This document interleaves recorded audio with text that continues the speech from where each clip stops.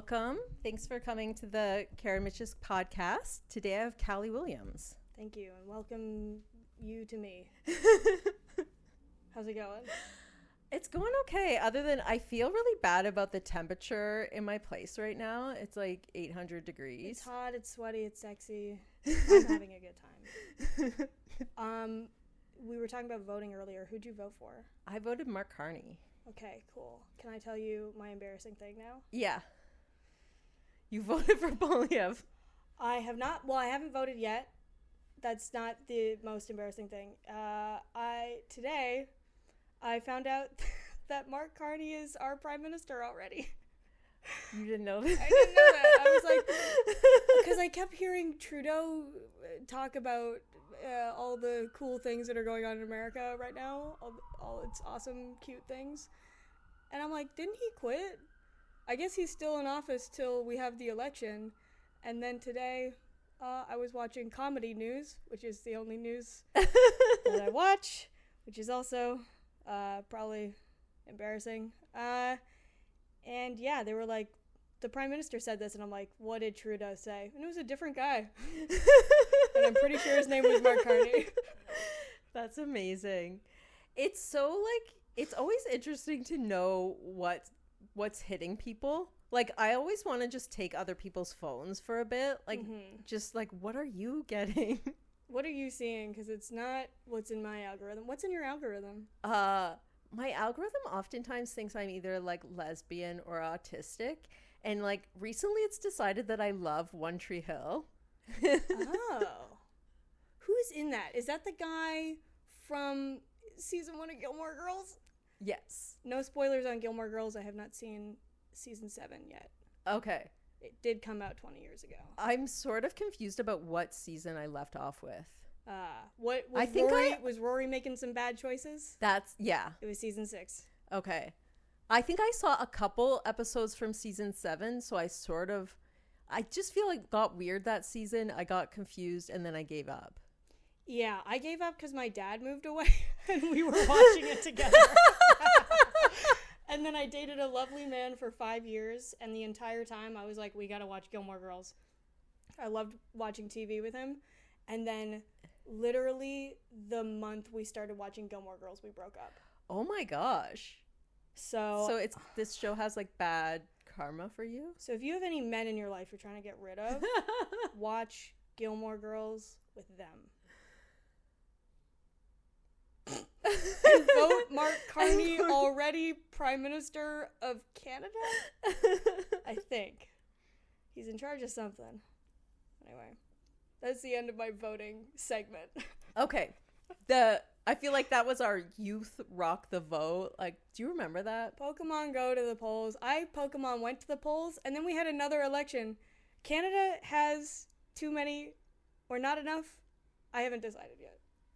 It's not the right amount. Sometimes you'll go like a long time with no election, but then you'll have 2 at once. Yeah. And you'll like, I wonder actually if sometimes people skip an election because they're like, I already I'll voted. I'll hit the next one. Interesting. I just don't like voting because I have to visit my parents. Because I haven't changed my address yet. So I gotta go to Scarborough. And then I gotta walk past my old elementary school, and that's not fun. Yeah. Because people who went to my elementary school still live around my elementary school, so I always see like the hot chicks. Oh.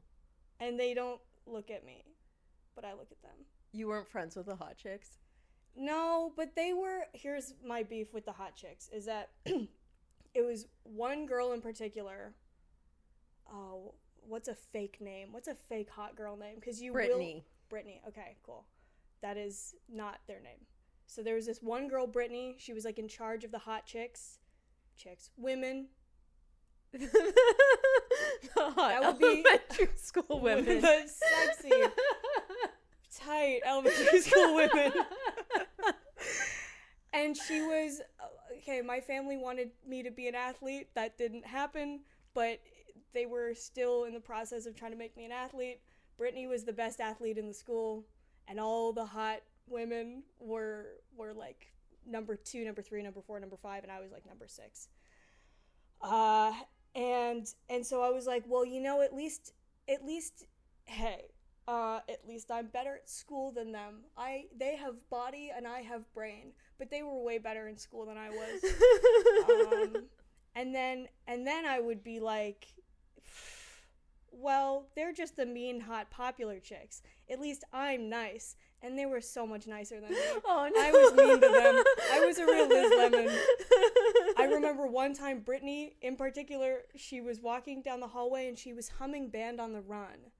And the Beatles were my thing. I know it's Wings, but the Beatles were my thing. That was my personality trait. And I was in grade 7 and I was angry. And I went, do you even know what that song is? Oh, no. And she was like, no. And I was like, do you even know what band it is? And she was like, no. And I was like, then you shouldn't be singing it. Oh. And that's how I was the victim in my narrative.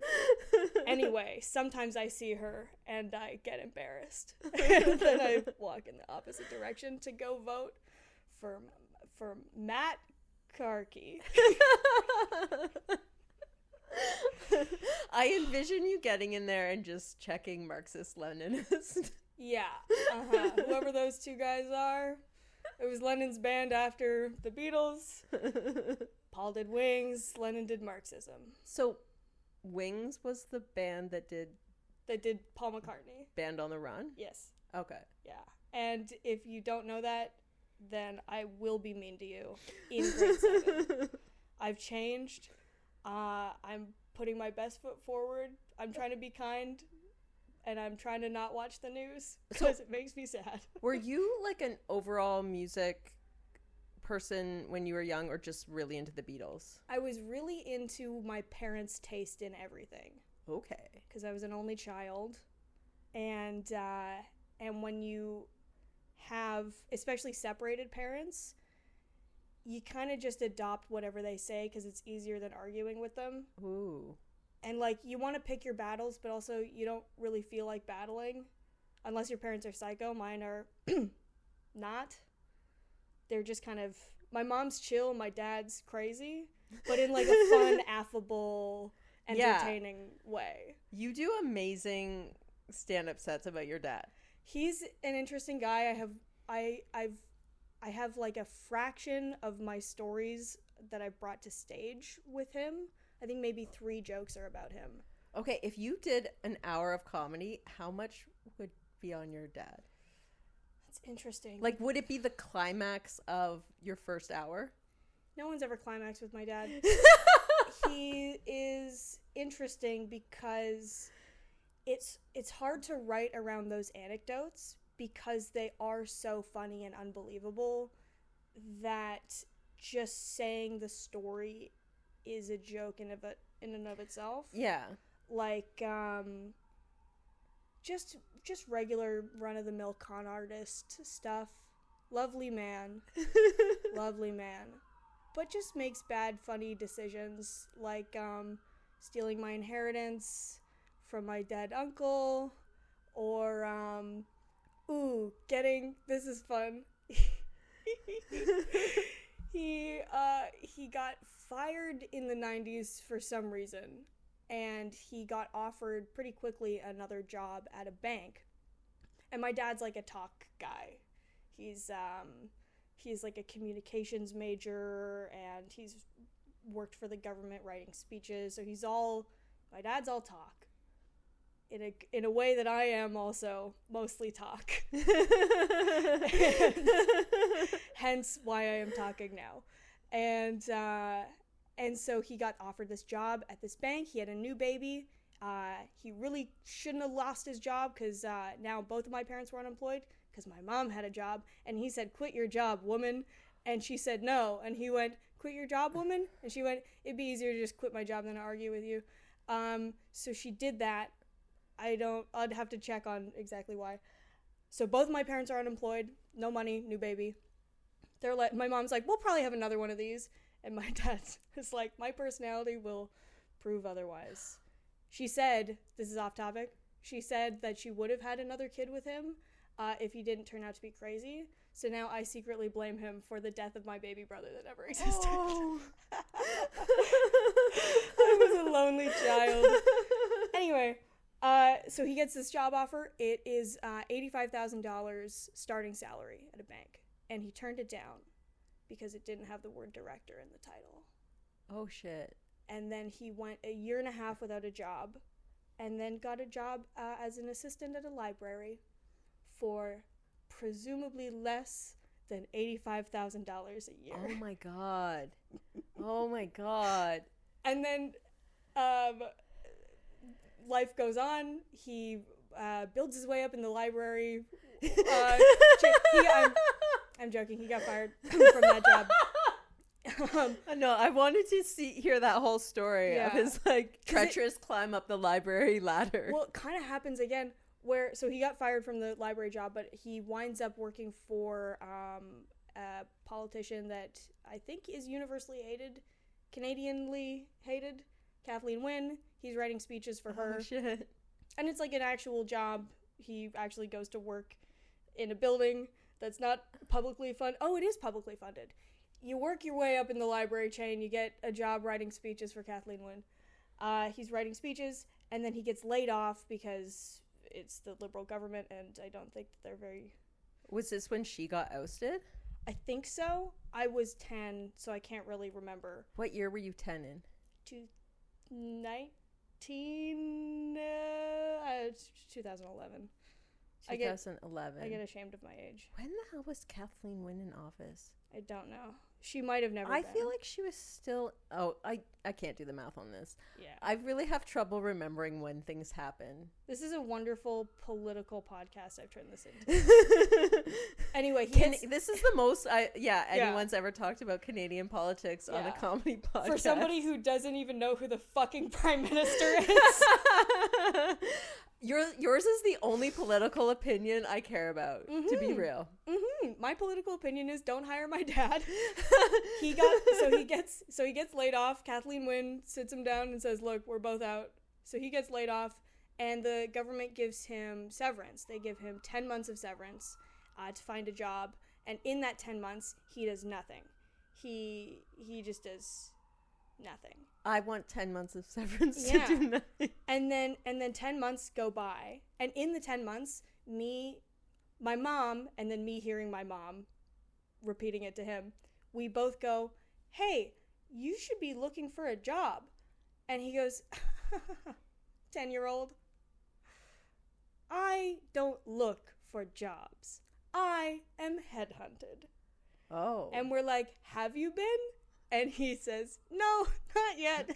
And the severance runs out, and then he sued the government for more severance, and they gave it to him with the subtext of "never talk to us again, don't work for us again." Oh shit. Kind of burned that bridge super hard. Oh fuck. And in that like extra, I think 4 months, still didn't look for a job. Oh no. And then he got a job. This is when we were in about season 5 of Gilmore Girls. If you remember, he left during season 6. And he gets a remote job doing like golf course communications for some company that's all online. And then he decides to move to BC to hang out with his brother because I think he ran out of money and his brother had a house. And he was like, "I really want to raise my child, who's 10 right now, or 13 by this point. But I also really want to not pay rent in my brother's nice fancy house." And so then he moves there, and he quits his job to move to BC.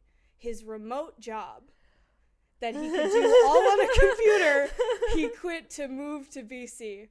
And that is why I haven't watched season 7 of Gilmore Girls yet. And that's really the only trauma I can think of that came out of that. I'm curious, what traits do you think you got from your dad? Manipulation. If I met your dad, would he vibe like you at all? Or look like you? He has less strategy in social situations, I would say. I am more like, I'm a little more, I guess maybe we have different strategies. My goal is to be liked, and his goal is to be impressive. I don't care about looking impressive, because I find people who want to look impressive are kind of do the complete polar opposite. In my opinion, I just want to be liked and be entertaining. And my dad needs to be liked and needs to be entertaining as well. But I'm a little more careful with my footing in social situations where I'm like, I'm talking too much. Now I'm going to pull back. Now I'm going to ask a question. And now I'm going to pull back. And now I'm going to float out a light little anecdote that makes me look fun. And now I'm going to tell a joke that is carefully constructed for this example. I'm a little psycho that way. I try to be natural, but my brain just makes me do social math all the time. And my dad is like, how am I going to get you to give me some money? Which is a different strategy for a different goal. But I sense sometimes when my manipulative tendencies come on, I try to just be honest about it, where I stop and I go, hold on, I'm being a little Scott Williams right now. I'm being a little my father, just so you know. This is gonna sound convoluted, but like and my cousin and I have the same problem because both our dads have been interesting. Is this the one whose dad had the house? No, this is on my my mom's side of the family. I'm not related to this uncle, but he was a bit of a trickster as well. Got himself into some legal trouble. Lovely branch of the family, but we don't talk to that one guy anymore. There are some stories there. But we bonded over, like, I feel my father's manipulation creep up on me. Oh. And I have to stop and be like, hey guys, just so you know, I'm manipulating you right now. Yeah. It's crazy. Yeah. Like, I got, like, drinking runs on my dad's side, and I got that. And it's crazy when you pick up something that you knew not to do. Yeah. Like, because you don't, well, maybe. I think manipulating is helpful. Yeah. Is that bad to say? I don't think it's right. Now you talk now. I'm doing it already. I think, I don't think manipulating is good, but I think everyone is, to a certain extent, calculating. And then if it's a problem, I just think it's interesting. Like, everyone has these, like, problems in their personality, like things they lean into too much that they shouldn't.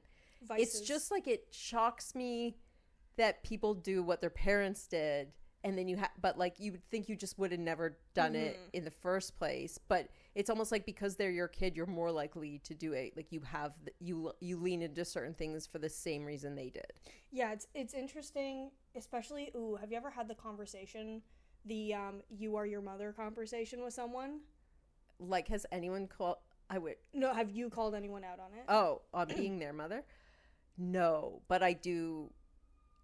Sometimes when people are telling me about their abusive parent, I'm like, I can see that. Interesting. Is that more emotional, or like some people you're just mean too? I feel like some people seem like they would just be abusive to be around. Like, sometimes it's not little narcissistic. Like, just, yeah, I just think a lot of abuse isn't, it's just, some people are just difficult to deal with. And then when you talk to certain people, you can just feel like, oh, I can imagine if I was with you and I had no power, that would be a horrific situation. Interesting. I don't know many abusive people. Maybe I'm just abusable and I don't notice when people are being abusive to me. I don't know. Sorry, what were you saying though about the... Oh, when you have that talk with people, it's difficult because I try to analyze myself into perfection. It hasn't worked yet, but I try to keep a close eye on, like, my negative traits, being avoidant and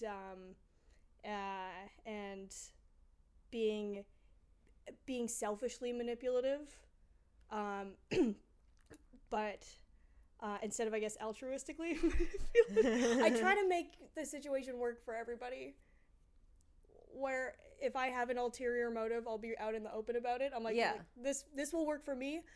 I'm going to pitch it to you in a way that makes it sound like it works for you. But to be honest, it does work for you, because if it didn't work for you, I wouldn't bring it up.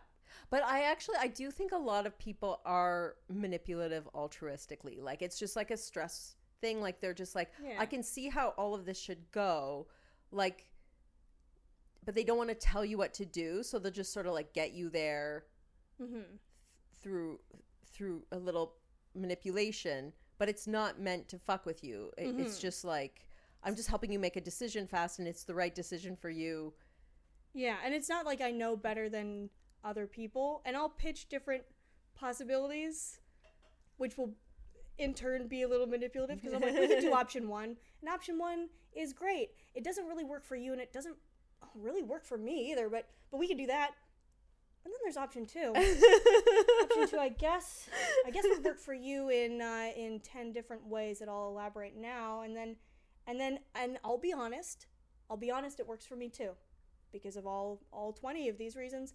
So let's just like put our heads together and think which thing should we do? And that's manipulative. I've been reading The Talented Mr. Ripley. Oh my God. You know that story? I have that. Yeah. I haven't read it though. But I've seen the movie a bunch of times. It's a great movie, great show, great book. The book is freaking me out. Yeah. Because he thinks like I think. Oh God.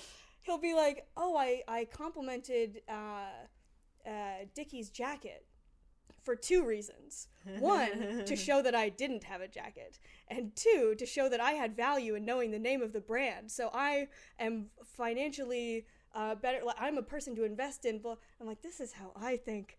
Is this how my dad thinks? Oh, no. It's a story that's like famous. It's about like this like famously manipulative. Well, like I guess it's that he's obsessive, right? I guess so. Yeah, that's the part I didn't relate to, because I'm like, I would just stop hanging out with this guy. He clearly doesn't like you, and if you don't like me, then I have to leave immediately, because I have, I guess, an ego. So I guess the con artist part is like the fun part of it, because at least in the movie, like you're watching him pretend to be somebody else. Yeah, and it leads to him getting this job, and he takes an ocean liner to Europe, and he is hanging out with all these rich people, and there's this kind of briefly like beautiful, perfect life. Yeah, and I get too stressed out with lying. I'm very honest, to an inconvenient degree. Yeah. Just because I think it's basically because I have no filter, and if I feel like saying something, I'm gonna say it, unless it's a negative opinion about anybody other than Brittany. I will keep that to the close to the vest. Did you get any of your mom's personality? Yeah, my mom is avoidant. Lovely avoidant woman. She's very fun. Is she a talker? She's a doer. She does stuff.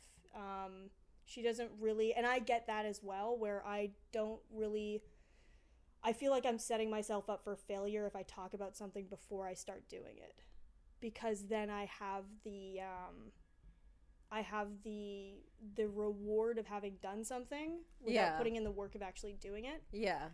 So like that podcast I was telling you about, apparently I'm starting a podcast, but I try not to tell people about it too much because I want to get it started before I reap the rewards of but people sometimes being like, you have a podcast almost. But sometimes with stuff like that, like when you're doing something, it's good to tell people because they might offer you some kind of help. And just getting people ready, like when and that's why I mentioned it to you, because you have a podcast, and I wanted to, I can't remember what my question was now, but yeah, I think only one time, and this is a lesson like you learn over and over again in life, but one time with this one example, this podcast, I mentioned it to someone as like clout of like, I'm starting a podcast, and then he goes, everyone's starting a podcast. I was like, oh shit, I won't use that in conversation anymore. Never mind, I'm sorry. You are right, that you are mean and right, and I am nice and wrong. I won't mention it unless I have a question. Anyway, so that was fun and embarrassing. Honestly, I feel like if you get someone to help you with the editing, that is maybe like the biggest key to succeeding in a podcast? I like editing until I don't feel but like you doing know about shit like this already. Yeah. Oh, okay, yeah. never mind. Scratch that. Well, I'm either really good with editing or really bad with editing, where if something is new, I have to do it immediately, and I get really into it and I edit for 10 hours straight, or I leave it for like even a week to just sit and cook in my head, and then it's been 12 months and I have not touched it. So what kind of stuff have you edited before? Just short films and like indie sketch. But you made a short film? Yeah, I made one non-comedy short film in high school, 1.5, because I didn't edit the other one. But I made one to completion, and I was like, this isn't that funny. And I didn't know I wanted to like pursue comedy at that time, I guess. So I just moved on straight to the next project, which was a comedy, but then a bunch of stuff went wrong where like nobody was listening to me on set, and I was 16, so I couldn't stand up for myself. And then at the end of the day, I just had like hours of footage of this film I didn't like anymore. Oh no. And then I just didn't finish it. Or I didn't even start editing it, actually. Shit. Yeah, which is fine. It had my ex in it too. He was like, he told me he could act, and then he absolutely could not act. Acting is not hard. He really he's a talented theater person, and I was in a rush because another actor had canceled. Yeah. And I said, I need to find an actor, and he said, I'm an actor. And I went, I need to find somebody who's like a screen actor. And he goes, I'm a screen actor. And I said, you're a theater actor. And he goes, I've done a lot of screen stuff before. I was like, okay. And then I put him in the film, and he was terrible. And then I told him, because he was being really cocky about performing in it. And I was like, you fucked that up so much, though. And then he went, well, I had never acted on screen before. Oh, shit. And I was like, fuck you.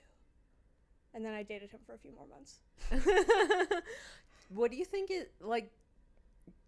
do you think he's just a bad actor in general, or he just couldn't transfer from stage to screen? He was the kind of guy who thought a lot of his ideas were better than they were. And then he would let them cook in his head. He would tell everyone about the idea, and then he would think about it, and then be like, actually, I don't like this idea anymore. And I'm like, and I would watch him do this over and over again, where I'm like, but now everybody knows that you changed your mind about an idea you had. And that's bad, I think. He's not entirely wrong, and I'm not entirely right. But that was something I noticed when we were dating, where he would have an idea for something to write, and he would tell everybody, and then cancel it the next week. And I'm like, doesn't that hurt your reputation? I don't know. I still haven't figured that out. I need to be more confident, and he needs to be less confident. And maybe both of us will get there one day. We'll get back together, and we'll get married. To your high school boyfriend? Yeah. I don't think that's the dream. I fucking hope not. So, are you newly single right now? I'm not single at the moment. Oh, okay. Right now I am. I feel like last time I was talking to you, there was a breakup, but maybe now that I think about it, that was in the fall. It was like a year ago, almost. Yeah. Oh, shit. So I used to be seeing 3 people. Now I'm seeing 1 person. Were you seeing them as a group? No, I don't think I could do that. I don't think I have the social confidence to be in a throuple. Okay. Sorry. Sometimes when I talk to young people, I'm like, what are you guys up to? Yeah, I feel the same way when I talk to especially like city people.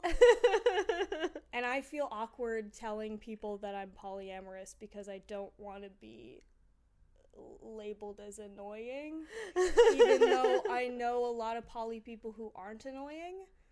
But it's like any trait where like the more you talk about it, the higher the likelihood that you are going to be annoying about it. Yeah. Anyway. Yeah. Now I feel guarded because I'm talking about being poly. Now I feel like a mean old person. Who made you feel awkward. I'm a mean young person. You're in good hands. You're in good company. But yeah, I'm currently seeing 1 person. Okay. Who's also in comedy. Are they poly? Yes. They started it. Do you find They didn't start polyamory. They started it in me. You're dating the adventure. Yeah. So wait, you were dating them and they were like, you should get into this with me? No, I wasn't dating them, and I just became friends with them. And they started telling me about, because I asked, he told me that he was poly, and that I kind of, in asking more questions, I kind of realized that aligned with how I viewed relationships anyway. Like, I don't believe in soulmates or one person for everybody.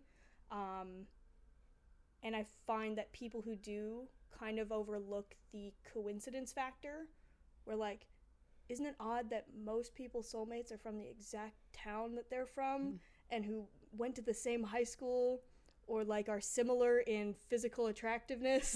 Like, isn't that a little weird that they're all happen to be soulmates?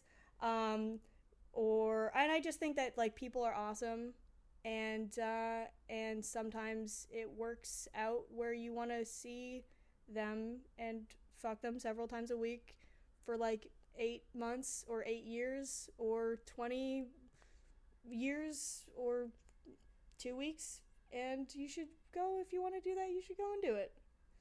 So do you think it's just something that's, like, changing all the time and you're just sort of, like, not defining it or not? Sometimes it's nice to define, but I just think that we need different things from people at different times.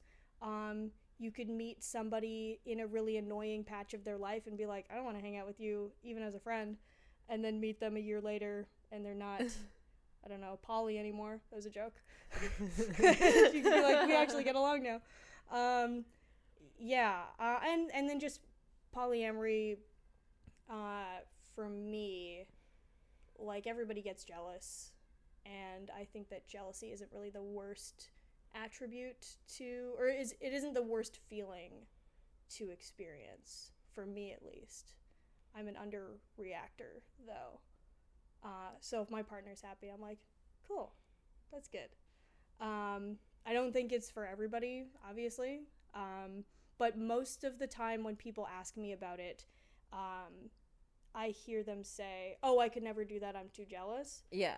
And I'm like, yeah, but would you rather be jealous or stuck in a relationship with one person who you grow to resent because you can only see them, and you feel bad about talking or flirting to, like, other people, or even spending time with other people of the same gender as your partner? Like, I would feel guilty about making plans with, like, male comedians, because of how it would make my ex-partner feel.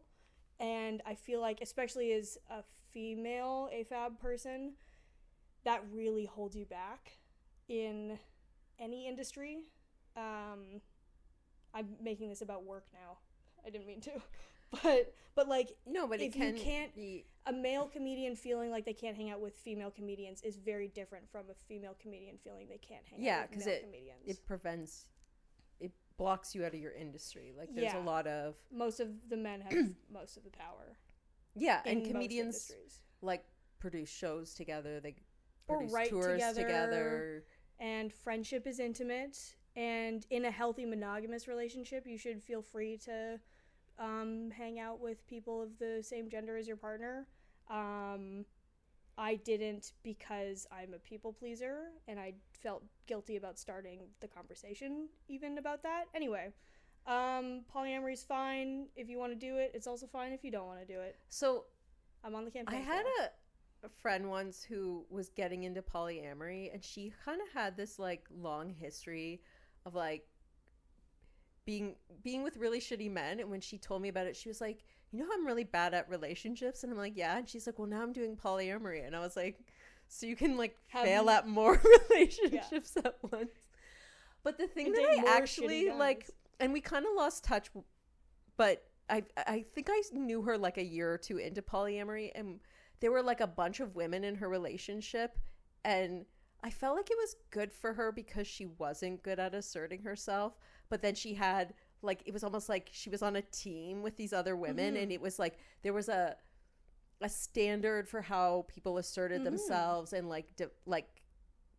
had conflict, and I was like, I felt like she made it like the same way she kind of often made bad choices, but then she accidentally made like a really great choice where she had all these buddies who were like in her corner. Yeah, and then I don't know, like I'm like I feel like if she ever does have an amazing one-on-one relationship, it'll be like from that. Or maybe she doesn't need to. Like like I don't want to be like, oh, poly only makes sense as a journey to monogamy, but yeah, I felt like just as a like I think in relationships for anyone, it's like a big part of it is learning how to assert yourself and also let the other person assert themselves. Yeah. And I feel like in order to have a healthy polyamorous relationship, you kind of have to force yourself out of certain social norms that negatively affect monogamous situations. So like he's allowed to be possessive. Yeah, or like me, like I'm allowed to be avoidant. With polyamory, it's like if something's bothering you, you better say something before this all explodes in your face. Yeah. And the same is true with monogamous relationships. But again, yeah, as somebody avoidant, I've found that it's given me a lot of tools that if I was just searching for help in a monogamous relationship, I wouldn't necessarily... The language isn't really adapted, or maybe the resources I was finding weren't really adapting to my brain. I don't know. Like reading The Ethical Slut is a good book that is technically about polyamory, but just gives you like relationship tools in general. Oh. And I find that the language in that book is way better than any monogamous resource that I've I might found. read that actually. That sounds... Because I do hear about that book a lot, and I'm like, I'm not into that. Like, but that does, just as a relationship resource, I could see that. Yeah, it's all about like being honest and open. And yeah, I don't know. And now this is a TED Talk. Oops, that was my bad. So, did you study anything film related? No. Did you go to school after high school? No. I went to my high school to study film, and then the first 2 years... So wait, it was like an art school? Yeah. And I think it led to me meeting one person in particular who really opened a lot of doors for me. My friend who I'm starting the podcast with, that listeners of this will be like, what are you talking about? We spoke about it when you weren't around. You wouldn't know what we're talking about. Anyway, she is very cool, and also it was just like a perfect kind of friendship where we're both very social, and I'm hyper positive and she's hyper negative, and that's very fun as a dynamic. And then just getting to know each other more. We didn't like each other at first. I thought she was too mean, and she thought I was too... A list of adjectives comes to mind of what somebody wouldn't like about me on site. But I think we both thought we talked too much. Oh. But then we began to like that about each other. We found out we had the exact same schedule. That sounds like the beginning of a podcast. Yeah. We found out we had the exact same timetable. We only had math. Math was the only thing that we didn't have together because I was in stupid math and she was in smart math, I think. But then I found out she is super into film and TV, and then just our mutual interest. She is obsessed with the Beatles and hated when kids would be like, that's not a real favorite band because everybody likes the Beatles. And she's like, my dad is obsessed. Both our dads have similarly problematic personality disorders and probably BPD, but neither of them are checked out for it, and they're both obsessed with the Beatles. They've made my dad's more of an amateur Beatle head, but really makes it his personality in a really obnoxious way. How to the point where my old is your mom hates dad? the Beatles. My dad is 63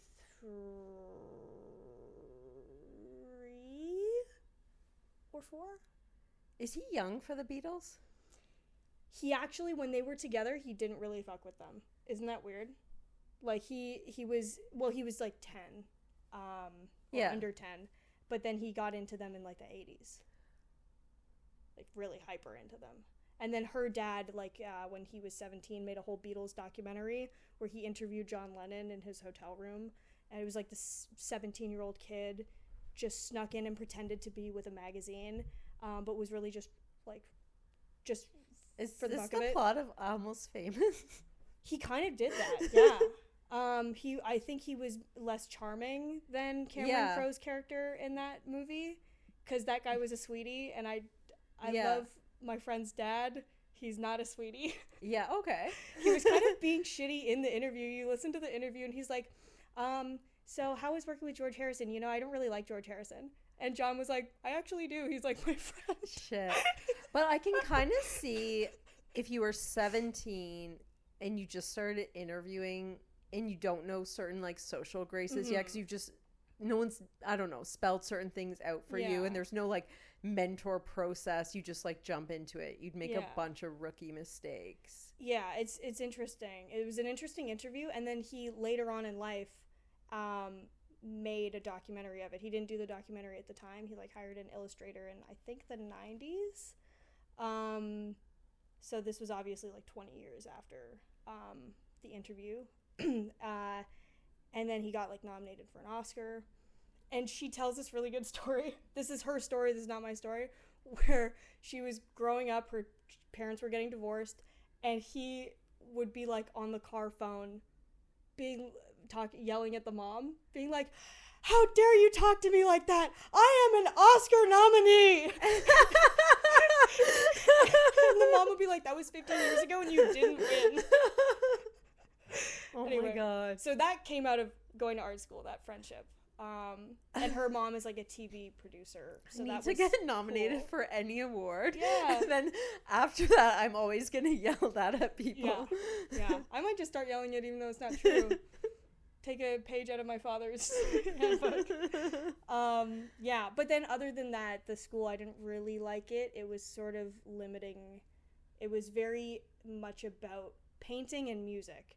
And I was not pursuing either. I went to that school just to do film, and they said, oh well, you can't do film until grade 11. And I was like, that's stupid. Why? And they're like, oh yeah, well you have to do visual arts as a prerequisite. And I was like, visual arts, what, like painting? And they're like, yeah, only painting and drawing for an entire year to teach you how to hold a camera and not drop it, I guess. I find that shit like that so frustrating. Like at my high school, you had to do 2 art credits, and you couldn't do dance and drama. You had to do like I think I did drama with visual arts, and or I could have done like they wanted you to do something they considered hard, I guess. Dance is so hard and drama is so easy. They wouldn't let you do both. I think because the people who do dance class are usually taking dance outside of school, so they've kind of done the hard work, and then it's a fun class. I don't know, but I mean, I guess any art is fun if you're good at it. Yeah. Dance is physical torture. In grade 9, I took dance instead of gym, and I was like, haha, I pulled one over on the system. It is so much harder than gym.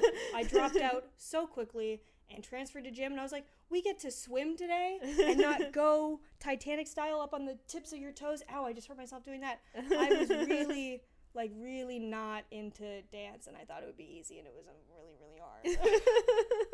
Oh, yeah. But yeah, that Thank you for saying that. That makes me feel validated. It's like you dodged a bullet. Yeah. And then the film program wasn't even that good. Like, I couldn't take it till grade 11. This fucking teacher, I go in first week of grade 9, and I'm like, hey, I'll name him Mr. Field. Hey, Mr. Field, I am only here to do film. That's the only thing I want to do with my life. So how can I make this work? How can I get into the film program in grade 9? Because I know there's a little, like, a unit in grade 10 you can do for film. But, like, I can't just sit and paint for a year. I'm going to go crazy. And he goes, absolutely no grade 9s. I'm sorry, you're going to have to wait. And I was like, okay, if that's fine, I guess. And then the next week I'm in switching my timetable or something in the office. trying to match my friend's schedule, I guess. This girl I hate, can I be in more of her classes? So we can be friends one day. And he comes in with this guy, an acquaintance of mine, who's in my grade, and Mr. Field walks up to the administrator and goes, "Oh yeah, I'm here to enroll name in in film. He's in grade 9, but his parents are in the industry, so we're gonna let it slide." Oh shit. And I was like, first of all, I'm right here. Second of all, and third and fourth and fifth, fuck you. Literally the only reason I'm here is to do film. My mom has worked in television in the past. My stepdad has worked, like, does it matter who I know? Like, why does that matter? Are you trying to get his mom to hire you? You high school teacher bitch. This is not against all high school teachers. This is about specifically him, because there's 2 more stories about this man. He, at the end of grade 11, he goes, "Yeah, I'm thinking of quitting teaching to just pursue art full time." And I was like, "Oh my God, so you're going to make a movie?" And he went, "No, I'm going to paint." And I was like, "You're going to fucking what?" He's like, "I'm going to paint. I'm a painter." And I was like, "You're not a filmmaker?" And he's like, "No." And I was like, "I hate you. I hope you die. I hope your painting catches on fire, and I hope you die." And then in grade 12, I found out he got arrested for fucking his students. Not me. I was there. I was tight. I was ready. Was it guy students? It was female. Okay. I was just wondering about the kid he let into the story. Oh, yeah. No, he wouldn't have. That guy was too uptight for him. No, Did you he know liked any the of the ladies. kids? Probably. I don't think any of them have been named, but we did know that he would wait until girls graduated to ask them out and start sleeping with them, because there were a couple people hanging around his classroom who had graduated who were like, "I'm just here to hang out." And then we'd hear them talk about, like, dinner plans. Oh, and it was just a commonly known secret. Not even secret. That we would talk about it openly with around other teachers. I don't think I ever talked about it with a teacher. Do you think he got caught because the teachers could just hear it? Maybe. It was happening in, like, the staff bathroom. Oh my God. At the school during school hours. Yeah. Was he like a substance abuser as well? I don't know what his excuse was. He fucking better have been on something. That just feels very sloppy. Yeah, and it was like, I think it was building where it used to be just people who graduated, and then he got to, and it was specifically, like, the police issued a statement being like, if you went to Rosedale between grade 9 of when Callie started to grade 12 of when Callie was in high school, contact us. And I'm like, and I contacted them like, "You never did anything to me." What the hell? Can you ask him about me? That's a joke. He did do something to me where he asked me out to a movie. I was telling him about a movie I'd seen that I liked, and he went, "Oh, we should go see it together sometime." And then he walked away before I could respond and never brought it up again. And I was like, "Hey, sure, I'll go to a movie." Oh, no. I'm joking. He was blonde. And that's why you wouldn't go to the movies with him? Probably. Also, he was just a douchebag. And my good friend, I love how I've named everybody that I've talked about so far except my one friend. Yeah, who are you doing the podcast with? Well, maybe I won't mention her name because of this next story. Okay. But he touched her leg. Ooh. And, like, when they were talking, I can't remember what. We'll talk about it on our podcast, I'm sure. She'll share her story. But he touched her leg and kind of felt it a bit while they were talking once. And she was freaked out by that, obviously. And told other people about it. And they were like, "Oh, that's just Mr. Field. He's just touchy." And her and I were the only ones being like, that's not an adjective that high school teachers can have. Yeah. That's not cool. Yeah. And it was all men, obviously, who were saying that. They were like, "He's fine." But then I had a conversation with her recently where I was like, you know what? This is fucked up. But I always felt a little jealous that he touched your leg and only asked me out. Like, he made a physical pass at you when only, like, asking me out. And I was half joking, but it was, like, based on a real feeling I had in high school. Yeah. And she went, you know, I was always jealous of you because he only wanted me for my body, and he actually wanted to spend time with you. And I was like, this is a beautiful friendship. I love you. Will you tell us the premise of the podcast? It's called Bad Sex. It's a podcast where we just get together and we talk about all the bad sex we've been having. It might be a limited run. It might be indefinite, depending on how much bad sex we have. I feel like if you run out, or if you're going through a phase where no one has much to say, you just bring someone else on. Mm-hmm. We can go... Or you could talk about, like, sex in the media or some... I don't know. Yeah, we want to have a guest on every other episode, maybe. And yeah, if we run out of material, we could visit that guy in jail. Is he in jail? He got arrested, and I think he's in jail, or he is not teaching anymore. It takes a lot to fire a teacher, apparently. Yeah. But yeah, he I feel like I don't know if his paintings are good. I feel like with teachers and doctors, it's usually like once they are literally taken to jail, not even like they're on trial, once they're literally in the jail serving their sentence, then you'll see something in the paper that's like, and he lost his license, and you're like, okay, we waited that long. Cool. I wanted to go to the trial just to see. I wasn't allowed, A, because it was COVID when this was happening, and B, because it's like a sexual assault thing, so it's not like open. You gotta be respectful. Yeah, but I called the detective and like told him like my friend's story and my story, and then I was like, can I come just so I could be there, just so I could see. I just want to see him be sad. I want to be he part made of me it. sad in high school, and not because of the sex stuff, because of the film stuff. That's most of it. Sucks, but like that's most of my beef. I wonder when you're like a cop who's dealing with someone who is like a serial predator, how much you get other people coming forward who's just like, well, I don't have anything on the sex crimes, but that guy was a jackass. Mm-hmm. It shows a pattern of disrespect, and more importantly, disrespect towards me. Somebody never had anything bad happen to me from him, other than the deep emotional trauma of not being able to take a class for an extra year. I am a victim. I am the victim. So did you like the film stuff once you started doing it? I didn't like the class. We weren't filming enough. Yeah, he wasn't even a good film teacher. It's like, if you're gonna molest us, teach us something. Do you still have an interest in film? Yeah. I do a lot of screenwriting, like screenplays and pilots. I've gotten better at sketch. I used to not really be interested in sketch comedy so much, but I've sharpened that skill, I guess, from bad to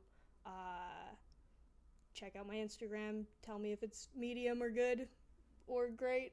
Probably not great yet. I'm only 24. I don't have a lot of interesting things to say yet. I don't have enough trauma. Maybe if I was molested, maybe my films would be better. He really screwed you. He really didn't screw me, and therefore he screwed me. And he was blonde. Ugh. What do you have against blondes? I think blonde men are ugly. Really? I'm sorry. Blonde women, they can break my heart, and I'll say thank you. Blonde men, I just don't. I like a guy who looks like Rick Moranis. And if you don't look like Rick Moranis and you're a man, I will not have sex with you. Rick Moranis? Yes. He's short. He's little. He's got a little chubby, little cute little face. He's got big, bushy, brown hair, big glasses, big kissable lips. And he just looks like a little stupid little dork. Do you like Lord of the Rings? I don't like long hair on men, so sexually, no. But sure, I've seen the films. Okay, I guess I was just thinking, like, Rick Moranis is a really specific. Mm-hmm. I was trying to think of a more general, like, I if like he looks like the other hobbits. I like a little dork. Little dork. With socks and shoes on. So I don't like hobbits. Do they not wear shoes? They do not wear shoes. That's really, okay. It's disgusting. Yeah, that's fucked up. But they're not blonde, so it evens out. Who do you like sexually? I I feel like when I was young, I really specifically liked blonde men. When I was you can have them. I think Kurt Cobain died the year I was 13. So That's like big Kurt Cobain death year. His look was like very influential to my childhood. Yeah. Kurt Cobain, great musician. I see how he's hot. He just kind of looks dirty. And I just like I like a clean looking guy with a dirty soul. I like somebody deranged and fun, but deranged and fun usually don't accompany the look of Rick Moranis, so I struggle with dating. Did you watch Parenthood? Yes. Is that like an all-time favorite?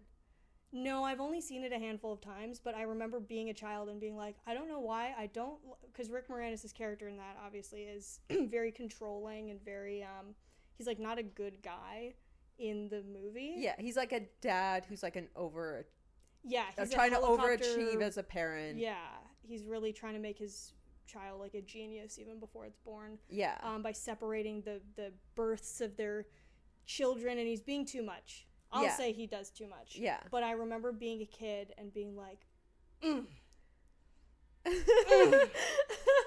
I don't like any of what this man's doing, but oh yeah. What about the scene when he serenades his wife? I don't remember that.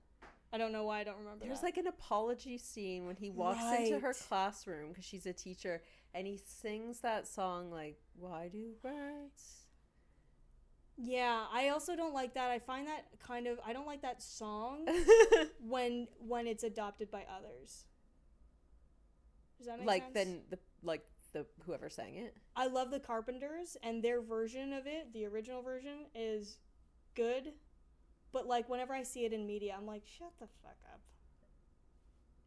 Too cliche or too obvious? I think it's too like, you're amazing. You're so amazing. Nothing about you is bad. Everything's amazing. It's just sort of like boring. It's a boring sentiment. Yeah. By a wonderful band. And I think that's a thing I've inherited from my mother. I think when something is schmaltzy and sweet and innocent and emotional, my mom has an instant loud negative reaction. Where she's like, this fucking sucks, it is stupid and gay. So I have that like gut reaction whenever I hear nice stuff. But I like nice stuff too. So maybe that's just something to unpack. Yes. In therapy. Yeah. I feel like this was like, I felt like this was a great therapy session. Yeah. Yeah? I feel all better. Oh, I fixed you. I'm perfect now. Is there anything you want to plug? Right. Mostly my YouTube and Instagram. Callie Williams Comedy. KaliWilliams, after the beautiful man who you should not give any money to. Scott Williams. I'm gonna plug my father, Scott Williams. Shout out Scott Williams. Don't give him any money.